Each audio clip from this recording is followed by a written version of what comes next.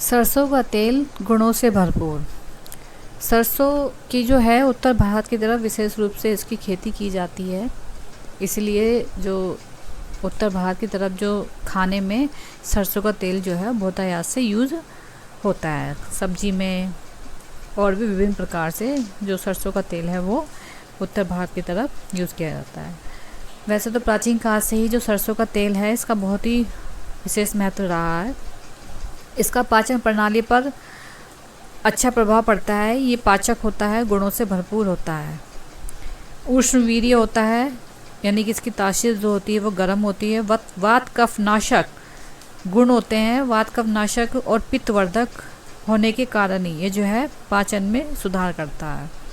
और वात कफ नाशक गुण के कारण ही क्या है, ये कास में, श्वास में और सर्दी जुखाम हो में बहुत ही फ़ायदेमंद है।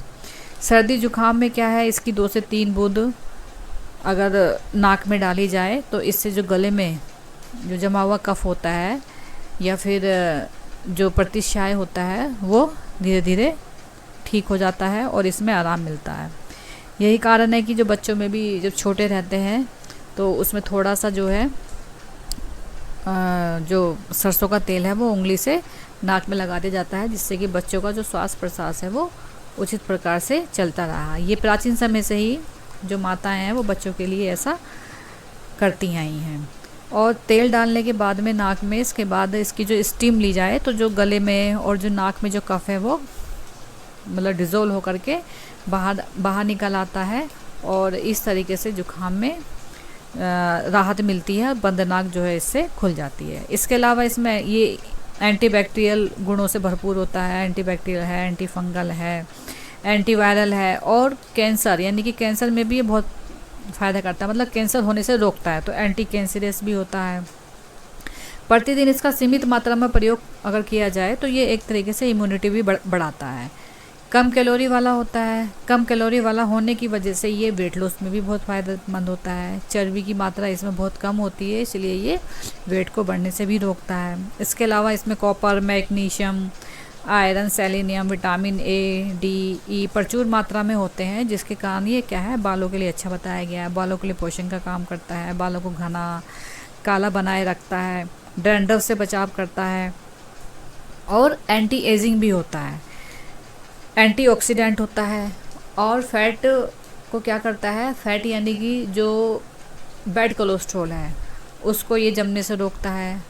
जो गुड कोलेस्ट्रॉल होता है ये उसको मेंटेन करता है, जिससे कि ब्लड सर्कुलेशन दुरुस्त बना रहता है। हमारे प्राचीन समय से ही जो नाभि है उसके अंदर तेल लगाने की परंपरा बहुत पुरानी रही है।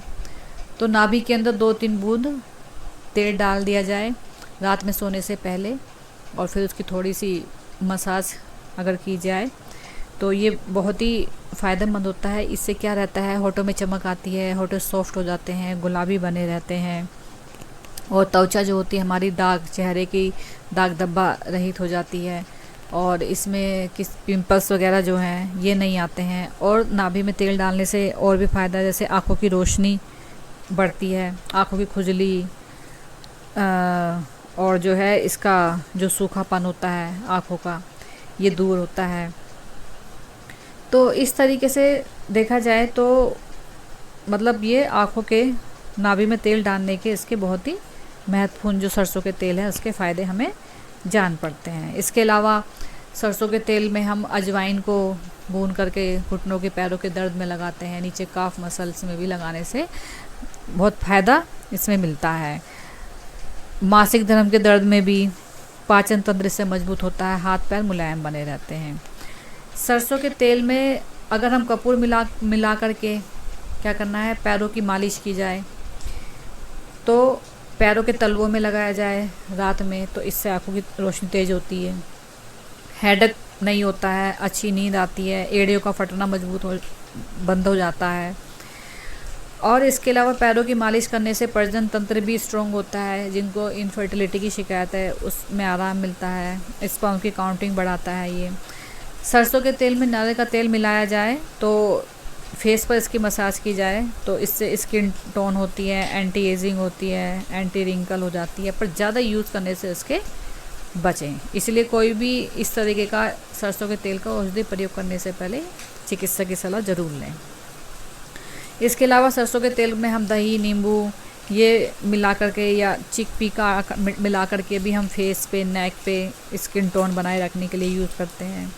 दांतों के दर्द में सरसों के तेल में सेंधव नमक मिला करके इसको मंजन की तरह यूज़ किया जाता है। कान में इसकी बूंद गरम करके डाली जाए और लहसुन में पका करके अगर डाला जाए तो और भी बेहतरीन फ़ायदा होता है कान के दर्द में। इसमें सरसों के तेल में हल्दी मिलाकर, तो पता ही है पुरानी पहले से ही चोट फेट कहीं भी लग जाए या कहीं भी थोड़ा सा जख्म हो जाए, इन्फेक्शन में लगाने से बहुत ही फ़ायदेमंद रहता है।